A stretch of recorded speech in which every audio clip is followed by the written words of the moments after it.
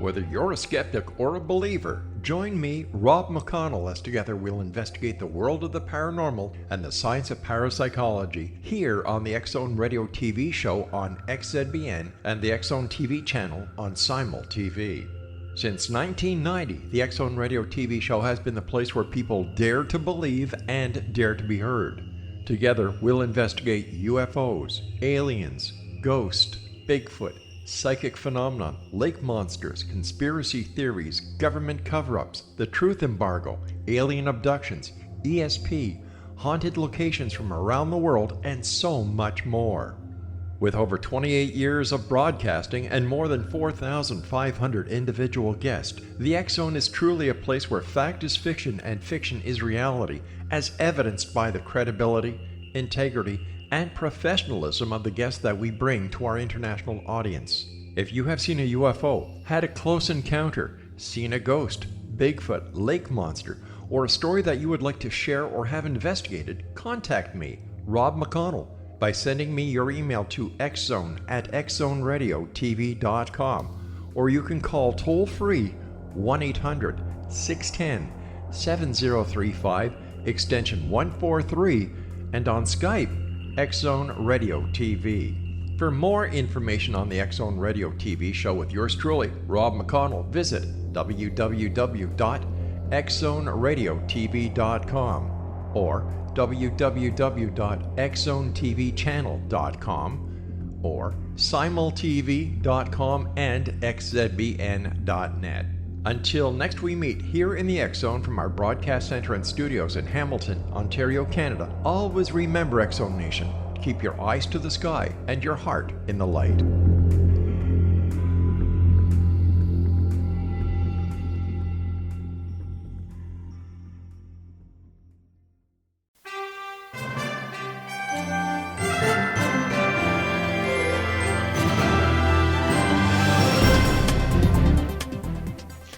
Welcome, folks, to another episode of Cal's Corner Radio here on the X-Zone Broadcast Network. My name is Kal Korff, and I'm your host, and the executive producer of the show is Rob McConnell.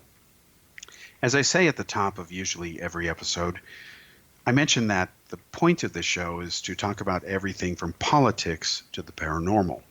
That's a wide variety of subjects, of course. We don't always get to all of that. You can't physically do that, but for tonight's show, we're going to talk about both the paranormal, as it is called today, and of course politics, because recently there was a very important presidential debate.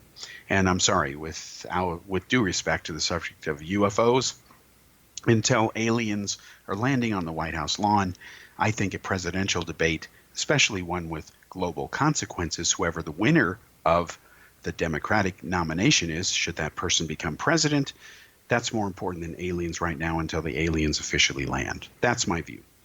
All right, so let's talk about the two debates that happened.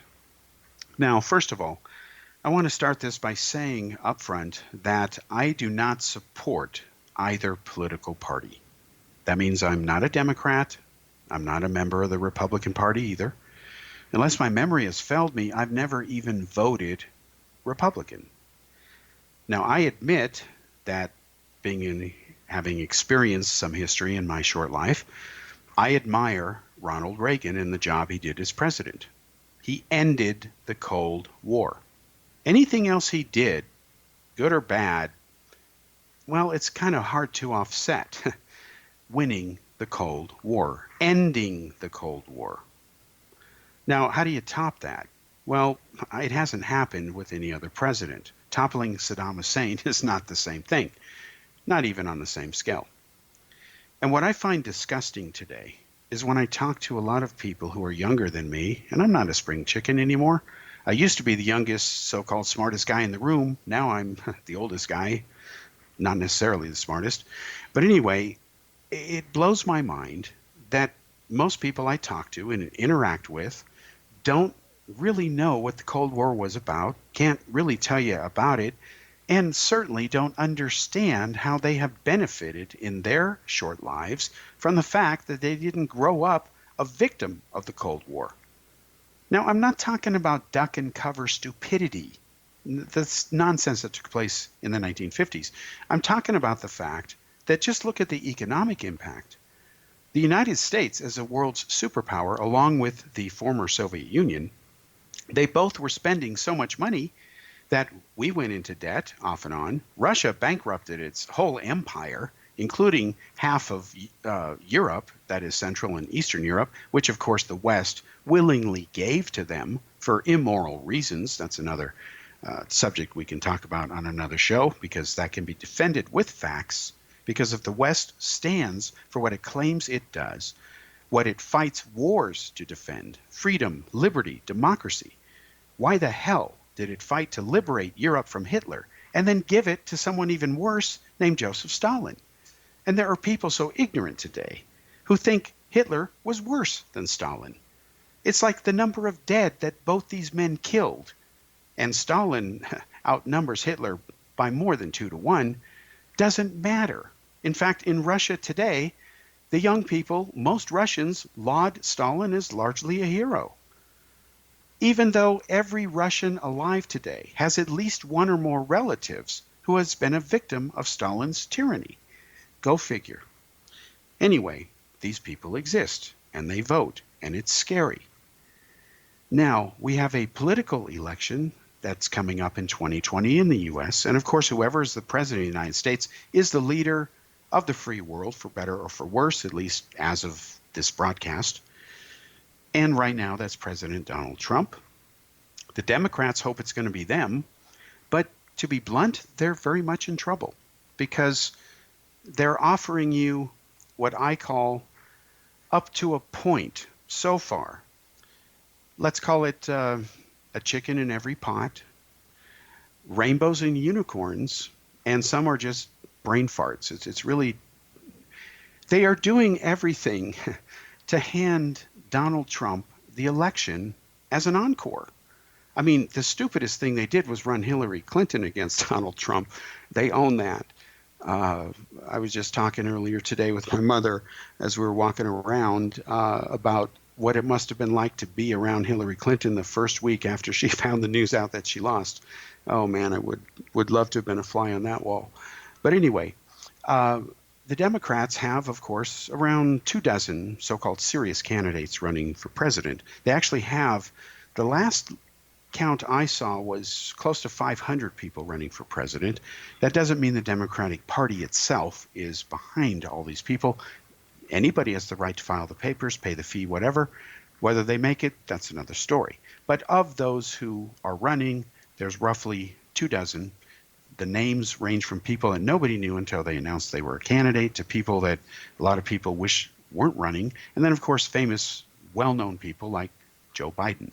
So let's talk about the first debate and why it doesn't look good for, I'm sorry, the future of America. Oh boy, where to start? Well, let's start with the first debate. First of all, a lot of people didn't understand that the way the debate was organized was actually quite fair. Everyone drew essentially random lots. And so the people that appeared on the first night were chosen in that group, and then the people who appeared on the second night appeared in Group B, the second debate. More people watched the second debate than the first debate. That's understandable, because more of the Democratic stars, so to speak, were in the second night. The only big shot in the Democratic Party who was in the first debate was Elizabeth Warren. And of course, she kicked butt, because look at her competition. On the other hand, according to Drudge Report, Tulsi Gabbard won the debate by a margin of about 1/3. Okay, she had a very good line in there when she said that she was the only person who was qualified of anybody up there on stage to be Commander-in-Chief of the United States. Her point was she did 2 tours in Iraq. She's decorated. There's no question about her bravery, no question about her heroism, and she does possess, from firsthand experience, which these other people don't, come on, Cory Booker, get serious, what it's like to send men and women into war. It is a cliche of politicians to say the hardest decision that a president has to make is to send the brave men and women off to war. They say those words. Some presidents actually mean them at the time they say them. But the point is the same, and it must never be forgotten. War should not be your first option. It must be and only be fought when it is your only remaining option. Now, I know there are some peaceniks out there, self-proclaimed peaceniks. I have a much stronger term for them, which I won't share with you, but I think you understand where I'm going with it. These are people who say war is never justified under any circumstances, doesn't matter what. And I've met a few of these people in my travels around the world in 27 countries. I remember, for example, being in Prague. There's this very wonderful woman who was a young girl, and she was like 19, just out of school. And she was a volunteer for, Amnesty. And she stopped me and we started talking. And she wanted me to sign a petition to get the death penalty banned. And I said, I'm not going to sign it.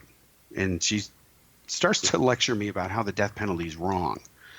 So I asked her my usual questions whenever I have this conversation with people, and excuse me if I'm repeating myself from other shows, but briefly what I said to her was, okay, I'm going to ask you two questions here. If Slobodan Milosevic, he was, arrested for genocide, was in prison. It was a big deal in the Czech Republic because, as it was explained to me when I first arrived in Prague, the Czech Republic had just joined NATO. Well, immediately they went to war in support of the United States in the Balkans against the former Yugoslavia and Slobodan Milosevic. Well, as one of my good friends at the newspaper The Prague Post explained to me, we don't appreciate joining NATO to be protected from Russia, to then have to attack our Slavic brothers. I'm like, okay, you got me there. I had just come from Boeing. I just left Boeing to join the newspaper, left the United States, moved to Europe. This was in February of 2000. My book, The Roswell UFO Crash, What They Don't Want You to Know, had just come out in paperback from Random House Doubleday Dell Books. It was updated to expose Colonel Philip Corso. It was the first book to do it. It remains largely the only one to do it with original research in it. Again, that's out there. You can't take that out of the history. It is a fact regardless of who the author is, and I happen to be that author. But this is all the stuff that was going on at that time. So when you send people off to war, you have to understand the consequences of what you're doing, and Tulsi Gabbard has that experience. The other candidates don't. And Elizabeth Warren, her star seems to be rising. Tulsi Gabbard got the national exposure that, in my opinion, she has long been overdue. I think personally that she would make a good vice president, at least. I'm not quite sure about president. I don't know enough about her, and it's too early. But I think she's qualified to have a more senior office in American politics. I'll just stick with that.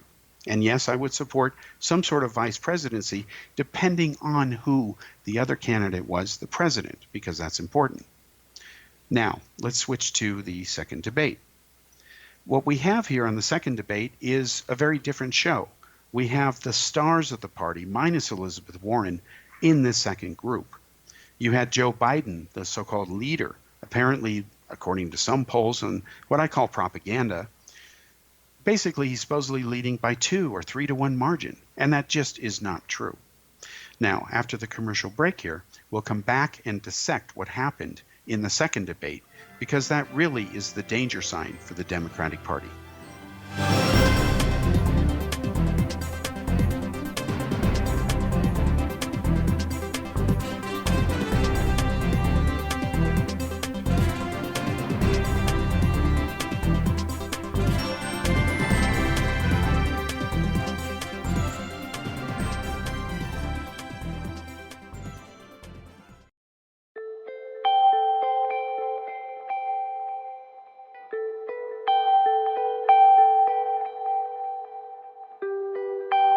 It's hard to listen to the news without realizing we're living in volatile, unprecedented times. Yet never has there been such an opportunity to transform the human condition. As old structures fail, where can we find the guidance to co-create a better way? Find Your Path Home is an ever-evolving, leading-edge information, education, and healing resource center designed to support and guide you on your path to unity and enlightenment. Based on sound principles employed by shaman worldwide, we provide techniques that can support you through the current transitions, offering online shamanic classes, international long-distance shamanic healing sessions, complimentary Mission Evolution radio episodes and Stairway to Heaven TV vignettes, seminars, retreats, and much more. All of this can be found on findyourpathhome.com.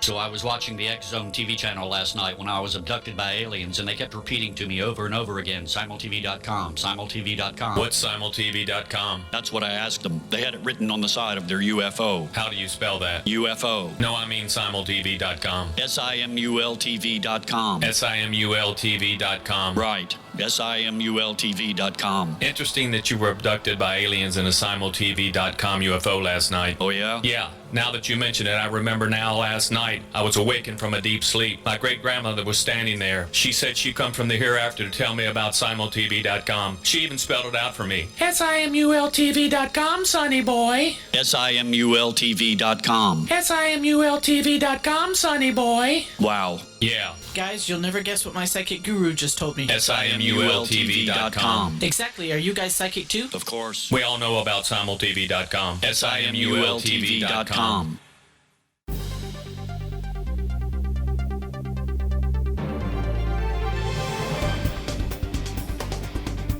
Welcome back to the second segment here on Cal's Corner Radio, here on the X Zone Broadcast Network. My name is Kal Korff, and I'm your host. The executive producer of the show is Rob McConnell. Now, we were talking about, in the first segment, the Democratic debate before the primaries begin of the major candidates who are running in the Democratic ticket.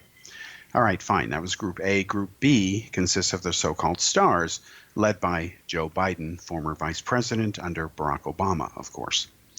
Now, let's start with Biden. Biden has a history, and this is not just my view, it's a fact. Many have commented on this. He's gaffe prone.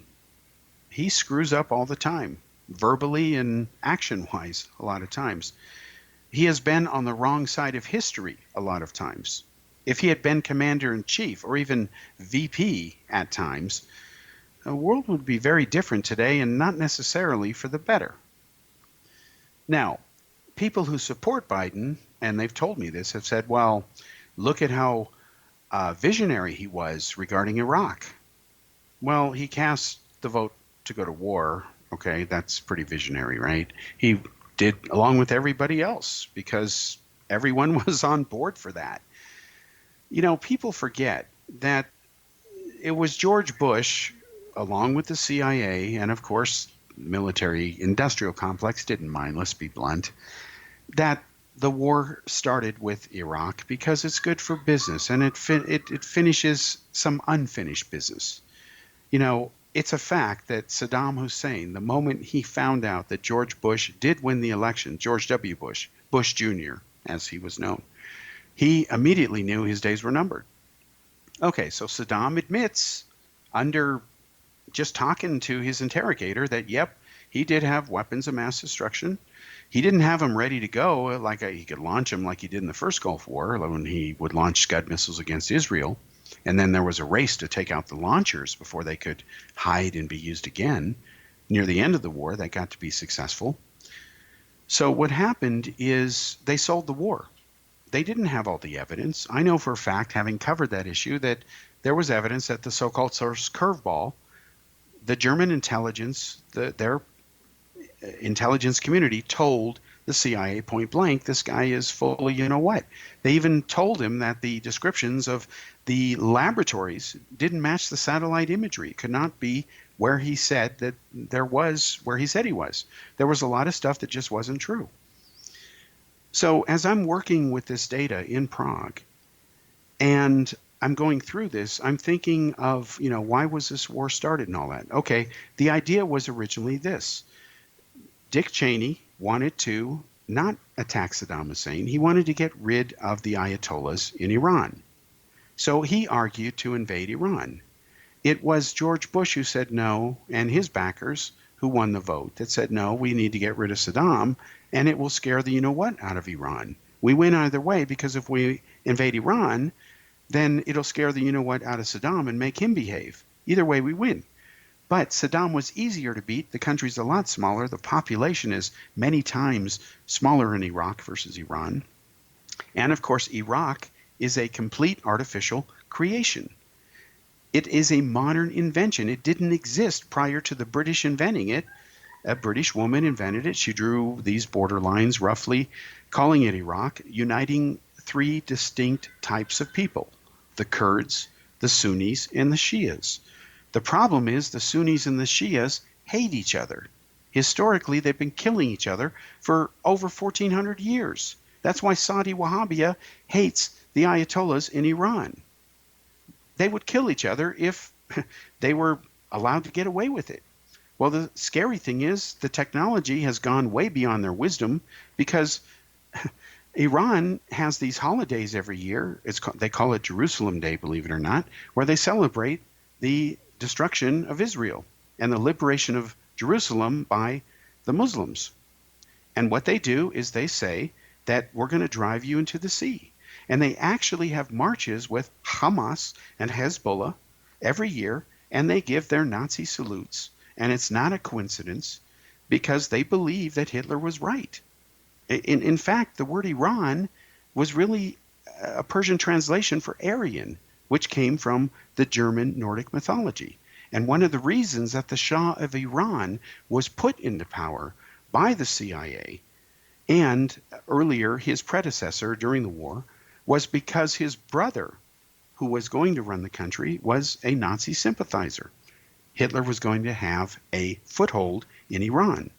And the reason the CIA, led by Kermit Roosevelt, who of course was related to the Roosevelts as in both presidents, again, small world, they in the 1950s with President Eisenhower allowed the British to convince him to overthrow and put the Shah of Iran into power, because they hyped the evidence against the Soviets and the influence that Iran might become communist if we don't go ahead and, take it over and take it into our umbrella. It later backfired and is responsible for the problem of the rise of the Ayatollahs and the fall of the Shah. The U.S. owns that responsibility, because it was a wrong thing to do. We didn't give the Iranians the right to self-determination. We determined for them who their leader was. He was another despot. And then, of course, it led to a backlash of radical extremism, which the world has paid the price for ever since that stupidity came to a head. Now, why is this relevant to Joe Biden? Well, he proposes that Iraq be broken up into 3 separate countries: Kurdistan, I don't know what, he doesn't even have a name for it, where the Shias can have it, and then the Sunni part, the western part, that would be a really small part now, they can call themselves whatever. Well, that's not the way to solve this. You see, I don't even want to begin on how that's wrong, because that'll take the rest of the show. But this is how Biden would be foreign policy-wise. His history and track record has never matched reality. And then he's backed the wrong horses, including segregationists in the past. Now, the way Kamala Harris attacked him, she's another drama queen in herself. Let's switch to her, because the media was all gaga. The left-wing liberal media, that is, not the thinking media, sorry to say, over the way she attacked Biden. And she said, basically that it was wrong of him to back the segregationists the way he did. Biden defended himself and said he helped end segregation. He said that he twisted her words. Biden is right to a point, but also Biden, his thoughts at the time were pretty much mainstream with wrong parts of America at that time. It wasn't only Joe Biden. And what I find disingenuous of Kamala Harris is suddenly she's black. She's not black, folks. Look it up. First of all, she's half Indian. Now, I've been to India, lived there for years, married an Indian woman, so, I kind of know Indian women. And she's half Indian, just ask her parents, and her father is from the Caribbean. He's not black. He's not African, but she's the symbol of black repression, oppression. And she says we need reparations, which of course she would benefit from because she's black, even though she's not black. It's ridiculous. This reminds me of the racists who say Obama was America's first black president. No, he wasn't. We haven't had a black president yet. We've had a half black and half white president named Barack Obama. He has a white mother. How can you say he's black? You can describe his skin that way. He may say he is, because now you can claim you're anything, and if you're in California, you got to respect that. Remember, if I want to be transhuman, that means beyond human, folks. If you don't respect my wish on that day at that time when I want to be a transhuman, I can legally come after you, especially in California. And God knows what my gender will be tomorrow. That's up to me. And Nancy Pelosi is leading the charge. That's why I call them Dumbocrats, to amend the U.S. Civil Rights Act so that gender identity is as protected as your birth gender. So if you're born a man with a male sex organ and you want to call yourself a rainbow human who rides a unicorn, let's say there's a gender someone makes up like that, you can sue the you-know-what out of a company if they don't respect that. And how are they going to respect that? Is there a manual on how to respect a transhuman? No, there isn't. So this is going to be great for the lawyers and the ambulance chasers of this type of thing. It's, again, what's wrong with modern American society. Let's call it millennial madness, post-millennial madness, because it's going beyond the millennial generation. But the Democrats, they're not offering solutions. They're offering promises. They're saying, we're going to forgive all student debt. Well, how are you going to pay for that? Well, that detail seems to be missing. Bernie Sanders says we're going to raise everybody's taxes. Well, wait a minute. You've been bitching up to this point that Trump lowered the taxes for the rich and didn't give the average guy a break. And now you want to raise taxes on everybody? How about raising them back on the guys that Trump lowered them on because you said it was so evil and it didn't help anybody, because trickle-down economics doesn't work. They're right about that, by the way. But even they managed to screw up a certain field goal. It's ridiculous.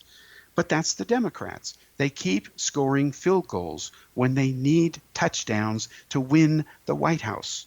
They are as weak as they were in the Civil War. And people forget that the Democrats started the KKK.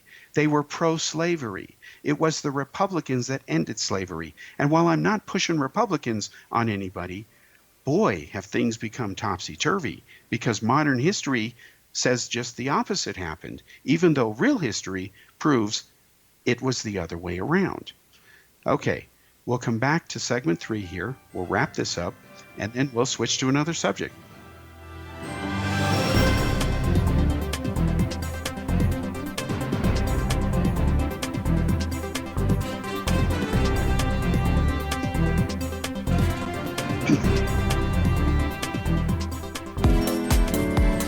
How would your life change if you could develop the business and personal skills that you need in order to make more money? Do you want to learn how to achieve your big life goals faster? Then go to findhiddenmoney.com and get the Goal for It online course. The course teaches you how you can set and achieve your biggest goals while completely overcoming the roadblocks to your goals so that you can realize your dreams and imagine more success. Go to findhiddenmoney.com. Memorable dynamic presentations are a not-so-secret weapon in the business world. Do you have a powerful message that must be shared, but you haven't found a way to deliver that message? Do you want to be known as a top public speaker who gets amazing results? Are you ready to create and deliver your powerful message? Thomas Hides can help you create and deliver your speech to get the results you desire. Visit iconquality.com. Did you expect your business to flourish, but instead it plateaued or didn't get off the ground yet? Would you like to achieve massive goals and discover new sources of income within your business?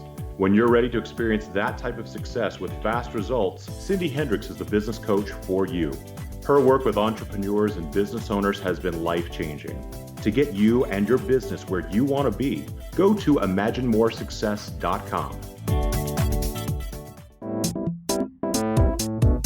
Has the fear of public speaking stalled your business or personal life? What would you give to develop and maintain supreme confidence? Have an invaluable private program to always perform at your best. Imagine how you would feel. You can have all that and so much more today with Thomas Hyde's life-changing course called Number One Fear Unleashed. Visit numberonefear.com and be liberated from your fear of public speaking.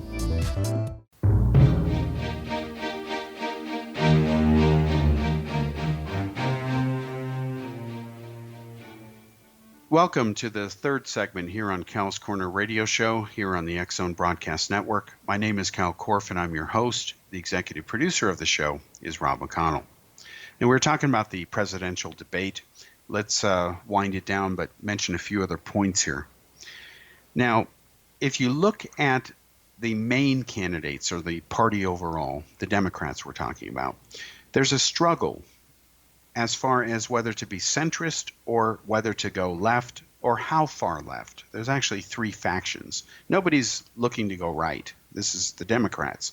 Fine. This is their so-called lessons learned or reaction or what they think they need to do in response to Trump winning, Hillary losing, and so far, in my limited view of this, because it's just beginning, the real measure, the real quantifiable data, of course, is going to come in during the primaries and the caucuses. Then we'll be able to see things more clearly. There'll be fewer candidates and a lot more focus.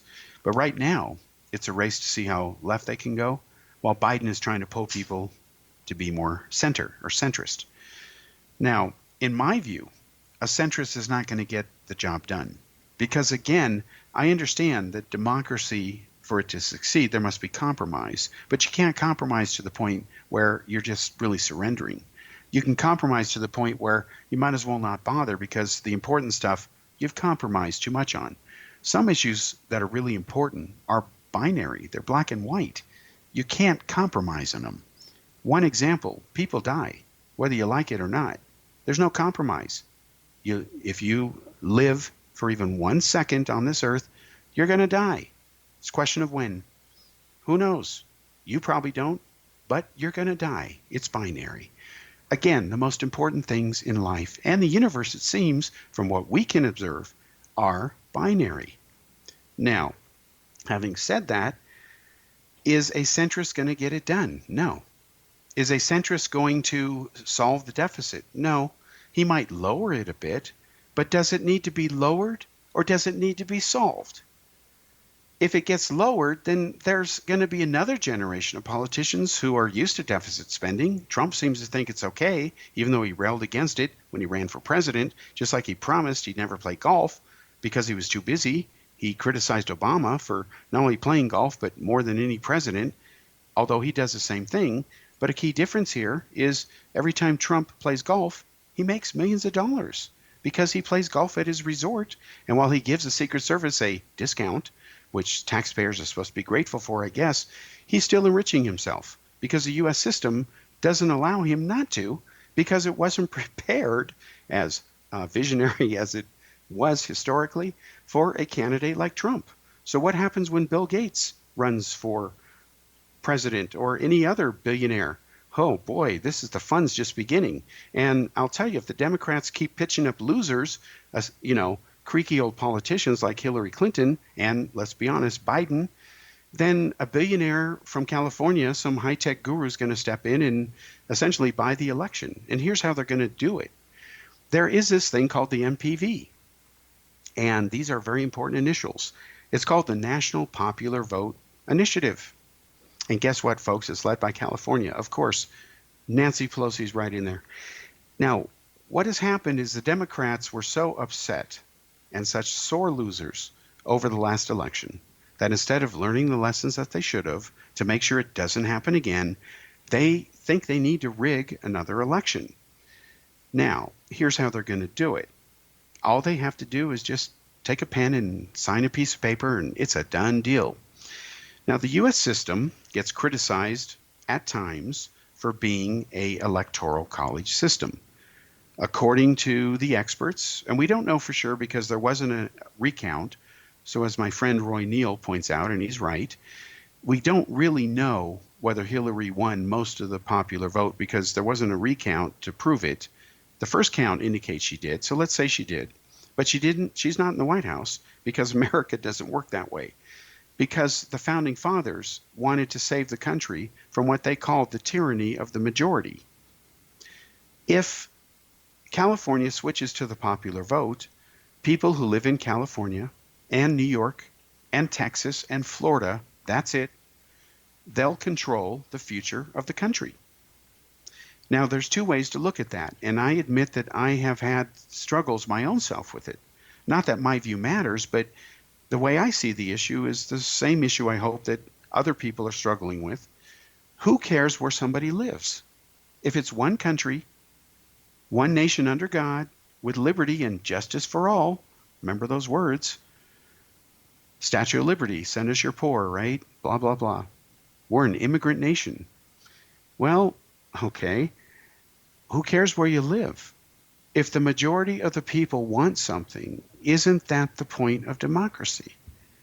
Well, yes, it is. But then you run the danger of becoming the old world Greece. In Greece, under their democracy, every year they would hold a vote in the city, whatever city or town, village, whatever. And they would choose by popular vote who would be kicked out of their city and never allowed to return. That's democracy. So you know there was corruption there. Now, that's one of the reasons Greece doesn't work that way today, and really other nations, it doesn't work. Now, I'm not saying that people who want to go with the popular vote believe in doing it that way. I'm not saying that at all. Again, you have to look at the issue. If you're one country, one nation under God, look at Canada. They've got, different provinces, right? Our equivalent would be roughly states. We've got 50 of them. Canada's huge. It's one country, one nation, just like America. But depending on where the population is, they control the direction of the country. So yeah, people have different views across the country. I've seen it everywhere in the world. I've seen them have different views from house to house, or even over a dinner table. That's life. It gets worse if it causes wars. Now, what do? Well, there are people who say, well, if I live in a state like New Jersey, I'll never have a say because there's not enough people here. So if I have an electoral college, I might be able to have a say. Look at the election of George Bush over Al Gore. According to the vote, Al Gore won the popular vote, but Bush won the White House. Now, how many electoral votes did Wyoming get? Well, it turned out that vote, I think it was 1 or 2, was it. That was the margin. God bless Dick Cheney, right? If you love Bush. So it made a difference. It made a difference this time because Trump shrewdly lined up all the blue wall states, which for decades had gone Democratic. Hillary took them for granted to the point where she didn't even bother campaigning in Wisconsin, okay? She didn't even show up, not even at all. She just couldn't be bothered. And all those 10 electoral votes went to Trump. And voters will tell you it's because she didn't seem to care. So it was a big you-know-what to her. So that's what happened. So again, there's trade-offs on how to view this. Now, what they've done with the national popular vote is up to 15 states have signed a treaty among themselves. California is leading the charge. Nevada is the latest state to join this union. It's a union, it's a sub-union of the greater union, the union being the nation. These 15 states have agreed that no matter what the Electoral College says, if it's popular vote, they win it all, period. So what they're doing is they're going against the Constitution because they think the Constitution, its present form, is not fair. And they know that they can't get 3/4 of the states to hold a convention to change the Constitution. The votes aren't there because the Democrats never complained about the electoral system until they started to lose. And the Republicans, they don't want to break it because they won, okay? So both sides have a vested interest here. Let's be blunt. That's the way things are. The Democrats want to forgive, again, all student debt, or at least up to $1.5 trillion of it. Fine. Who's going to pay for that? They're complaining about the debt. Well, what do you do when you take that money that's owed by private citizens And then the government has to forgive that debt. Who pays for that debt? Do we borrow more money from China, like Obama did, to solve the earlier financial crisis? Again, I don't think that either the parties, these are the Democrats or Republicans, are capable of solving America's problems. I have that view. I've held that view for years, ever since the end stretch of Clinton's term, because as far as I'm concerned, the parties have left the American people. They're beholden to vested interests. There are studies from Harvard and other prestigious universities that have proven that the United States is basically an oligarchy now, like Russia, not as extreme, but an oligarchy. And basically, if you've got the money, that's all that matters. And basically, when you have, 1% of the richest wealth, in the world controlling essentially most of the world's wealth, 1% controlling over half, it just doesn't work that way. It's not sustainable. More people are leaving California now than joining it, even if you include and double the number of illegal aliens that they know of. Again, people are leaving because they can't afford to live there anymore. It's become a state of the have and the have-nots. But the Democrats, with their super-duper majority now, where they don't even need any other party, hey, they're going to fix everything, because what's their excuse now? They can't blame anybody because it's all them. And it's not going to get fixed. They just added 3 new taxes, and it's going to get worse. When they legalize pot, they are the worst in the nation to handle that initiative. Not only is it way 10 times more expensive over there, but they're losing money on selling marijuana. Oh my God, they're that talented. Don't get me started. We'll come back after this break.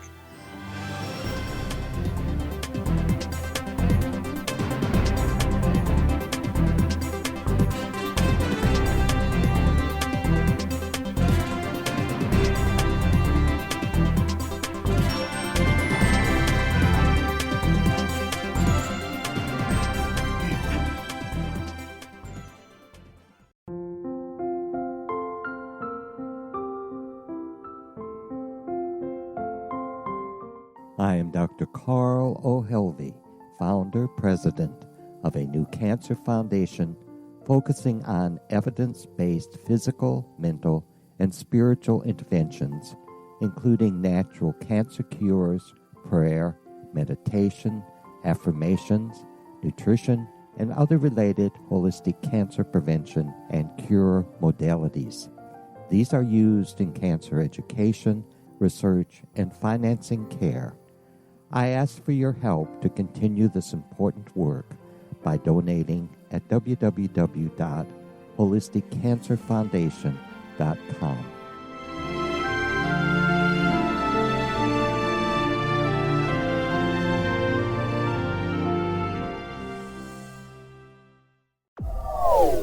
They are here, and they've been here for thousands of years, making their presence known in the shadows. They might be seen by a lonely motorist on a deserted road late at night, or by a frightened and confused husband in the bedroom he is sharing with his wife. But who are they? What do they want? Why are they here? Perhaps most concerning, has the government been aware of their presence all along? The new book by Ellie Marzulli, UFO Disclosure, the 70-year cover-up exposed, delves into the world of UFOs. Can full disclosure be soon? Order now and receive a free hour and 37-minute DVD on the UFO phenomenon. UFOs are real. Get both the book and the DVD, a $40 value, for only $19.99. To order your book and DVD today, go to lamarzulli.net. That's LAMARZULLI.net. Christopher Fulton is a survivor of the national security state. All he wanted to do was preserve history when he acquired a Cartier watch from the estate of President Kennedy's personal secretary. But that simple act set off a terrible chain reaction. He was pursued by the U.S. Justice Department and the FBI, thrust into the middle of the U.S. government's Assassination Records Review Board, even monitored and pursued by the Russian government. All because that Cartier watch was the missing link of evidence, a timepiece worn by JFK that fateful day in Dallas, a link resulting in Christopher being incarcerated and attacked for 9 years years because he opened a hidden chapter in history. The intriguing journey outlined fully in Christopher Fulton's memoir, The Inheritance, is available now through TrineDay.com or Amazon.com. The Inheritance, Poisoned Fruit of JFK's Assassination by Christopher and Michelle Fulton is a must-read, an incredible tale of how easily our own government can overrule justice. The Inheritance, Poisoned Fruit of JFK's Assassination.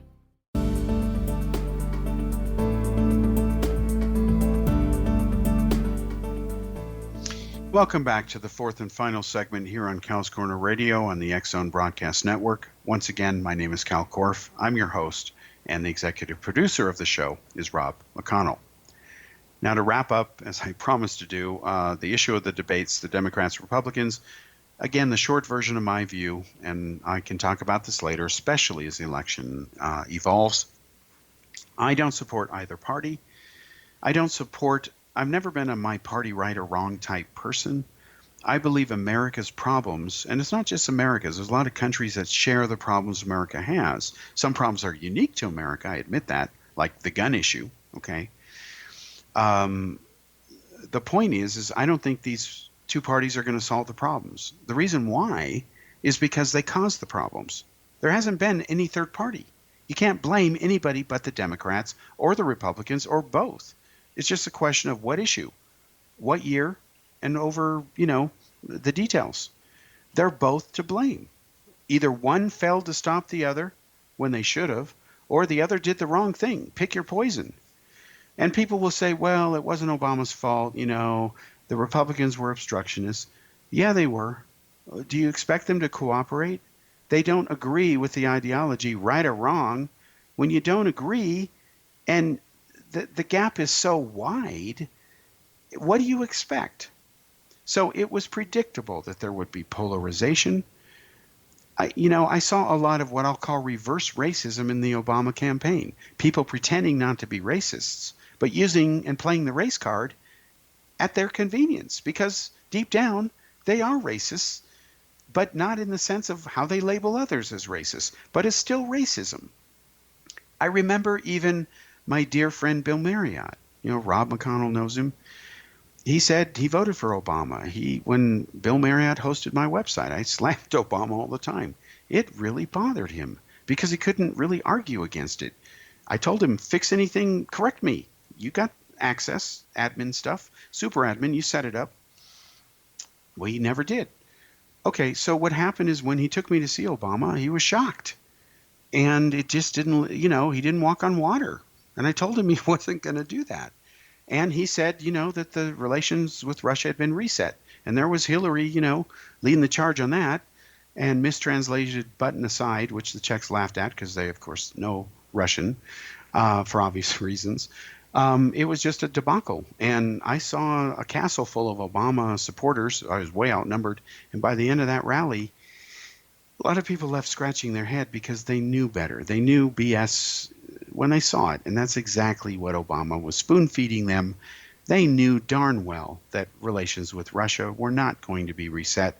And if they were really going to be reset, it wasn't going to be that fast. Obama wasn't Jesus Christ, contrary to what his followers may have equated him to. I saw those stupid paintings. And then Bill would say, don't you want to be part of history, electing the first black president? Right there I stopped him and said, he's half white. So no, I don't. And I don't care what color his skin is. That's genetics. Anything else is racism. Again, Bill didn't know what to say. Well, what could he say? I'm not criticizing him for that view. He didn't think it through. I surprised him because I'm kind of a blunt guy. That's why we're good friends, and he was best friend. He was also a blunt guy too. Very successful. Overachiever type.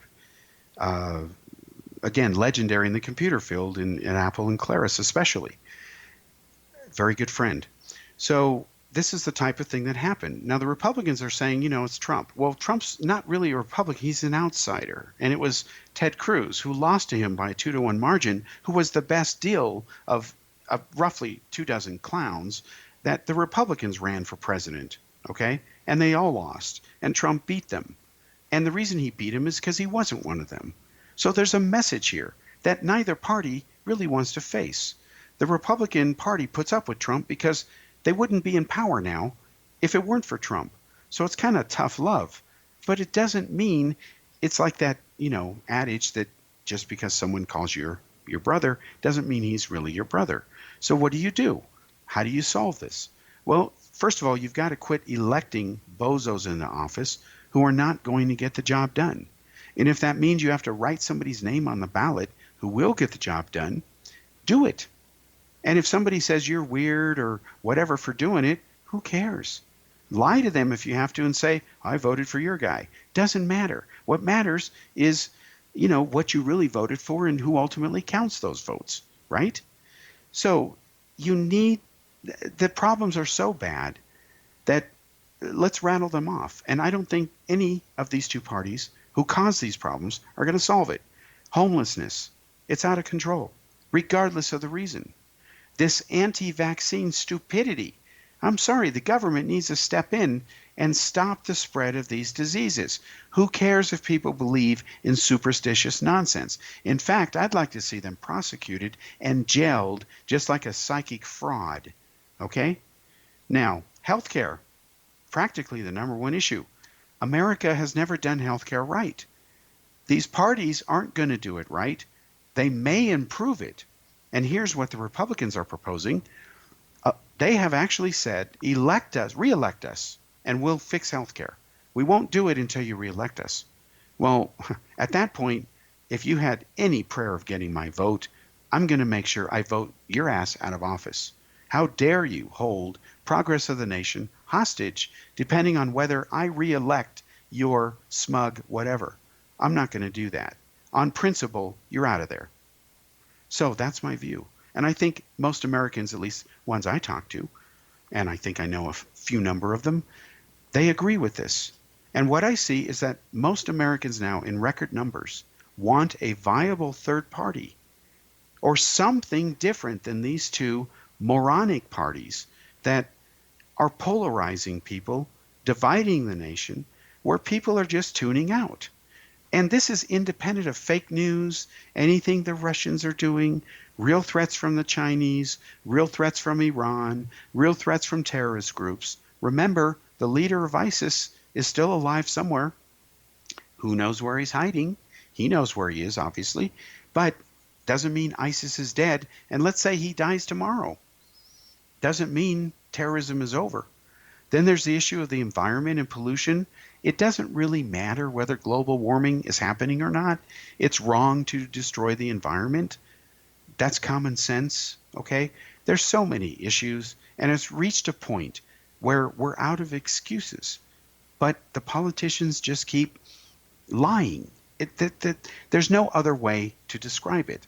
Do you think it's a coincidence that most members of Congress, we're talking Senate and the lower house, House of Representatives, do you think it's a coincidence that most of them who enter into office, if they're not already wealthy, and many of them are, leave office wealthy? Isn't that amazing? Imagine getting a job for as little as 2 years. Let's say you're a congressman, you serve 2 years and you don't get reelected. Boo-hoo. Well, you've got a pension for life. You don't have to play by the same rules and have the same healthcare system your constituents that you supposedly represent do, because you've got special privileges. You've even got a free gym. Okay, and you've got your own private stores and all that other stuff, just like the private commissars that the Communist Party had in Moscow during the Soviet Union times. You had special places for the elite. It doesn't matter what country is, the same principle here. It's wrong. I would propose something that I think most Americans support. The politicians must live by the same rules as the people they represent. And if they don't do their job, they don't get to serve their full term. They're out. They don't even get to vote themselves raises. That's self-serving. And they've already proposed doing that. The Democrats have said, we need another $5,000 a year because we don't make enough. Really, Nancy Pelosi needs a raise? Excuse me? How many millions is she worth? I think she's, other than John Kerry, is no longer there. Oh, Kerry is, of course, married to a billionaire twice. That's a coincidence, of course. Don't get me started on that. Anyway, the point is these parties are just the wrong solution for America, because look at all the problems that have been self-inflicted. That's a key difference here. In other words, if there's a problem Russia caused, then the issue is, how did America react to that? We know that the Barack Obama administration didn't react as they should have in response to Russia. They largely punted the issue and set things up to be handled or mishandled by Hillary Clinton. But, she didn't win. And then Donald Trump got caught up in a whole different thing. Fine, it happened. That's an outside threat. It becomes internal when the nation fails to do the right thing, to protect itself. And it still has not done that. Russia and other totalitarian dictatorships who masquerade themselves as democracies. China doesn't bother to do that. Russia does. They will always be more aggressive than a so-called genuine democracy, or at least one that's closer to a free democracy like the United States and Canada are. The enemies who don't respect human rights will always be more aggressive. Again, Russia doesn't change overnight. The Cold War may have ended officially, but the mafias and oligarchs and things continued. That's the way Russia runs. So both these parties are not the answer. You have to address the issues, and you have to elect candidates that are going to say, here's how to solve it, here's what we're going to do, and you have to hold the politicians accountable. It's not working in the current way. One immediate law I would pass, and it started out as a joke by a comedian, as I recall, but I think it's a good idea, is literally have official like a blazer when you're in government on the floor representing the people. Have stickers on there that represent your top 10 donors. So people know that when you're talking about oil drilling rights and you've got, BP Oil right there as your number one donor, they understand where you're coming from. That's about as transparent as you get. But I don't think we'll see it in my lifetime. But I think most people would want that. And that's what we want from government, accountability and what's right. Join me next week. We'll be back.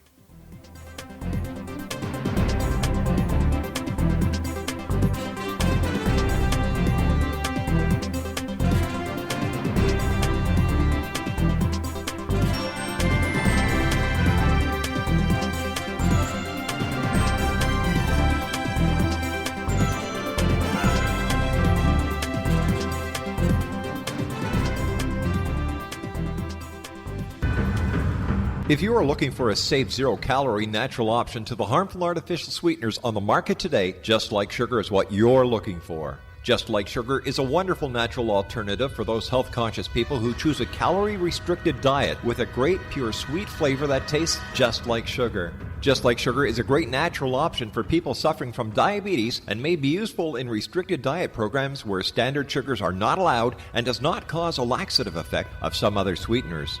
Just Like Sugar comprises a perfect blend of chicory root fiber, natural calcium, natural vitamin C, and Just Like Sugar's sweetness comes from the natural flavors from the peel of the orange. Just Like Sugar is a natural alternative to harmful artificial sweeteners and will change the way that you believe all natural sweetener products taste. Just Like Sugar is available at your local Whole Foods markets, Wild Oats markets, Henry's, Sun Harvest, and many other fine natural food stores in the U.S., Canada, and worldwide.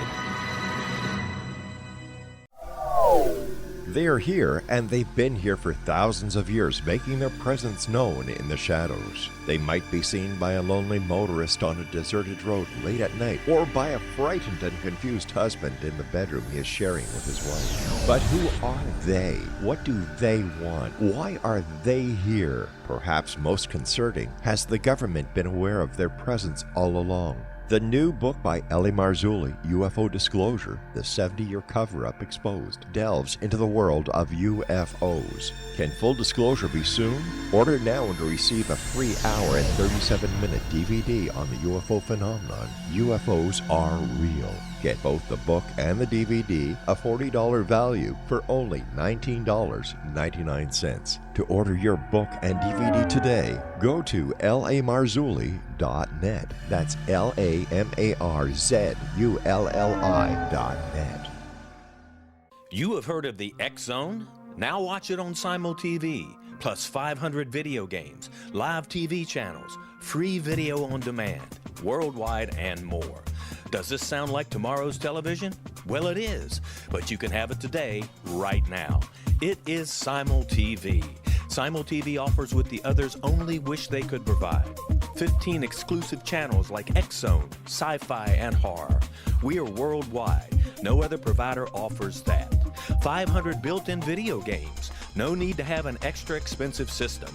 We have them included. Free video on demand, live streaming events from around the world, interactive online network, and much more. Tomorrow's TV today. Simul TV. Sound too good to be true? Well, it's not. You can have Simul TV today. Sign up at simultv.com. Do it today.